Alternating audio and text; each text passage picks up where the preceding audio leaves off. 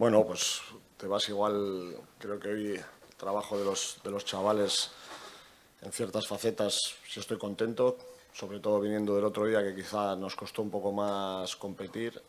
Y sí, la verdad que tampoco creo que hubiéramos ganado, hubiera sido justo, pero creo que perder, no creo que visto lo que se ha visto, creo que hemos intentado, sí que nos ha faltado un poquito de profundidad. Pero creo que en ciertas cosas hemos estado bien, hemos sido valientes y hemos intentado generar cosas. Sí nos ha costado tener un poquito de ritmo y luego yo creo también que el rato que estábamos mejor ha pasado ese parón del portero y ahí igual nos ha cortado un poquito el ritmo.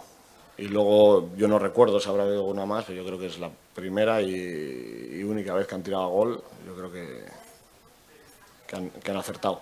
No, yo creo que en otras facetas también tenemos que ser más fuertes, mucho más contundentes, aprender a competir en estas circunstancias que cuando no quiere el rival se para el ritmo, tenemos que conseguir llevar los partidos a ritmos más altos y sobre todo ser mucho más contundentes en las áreas, porque nosotros, a pesar de que sí hemos llegado bastantes veces por fuera, tampoco hemos llegado a generar ocasiones clarísimas de gol. Lo que se va a encontrar es la dureza, con diferentes perfiles, pero se va a encontrar esto semana tras semana. O sea, equipos muy duros, muy bien trabajados y cada uno con sus virtudes haciendo daño. Bueno, esto no ha hecho más que empezar y lo que tenemos que estar ahora tranquilos, descansar, ver qué no hemos hecho bien y empezar a afrontar con todas las ganas del mundo a la UDL.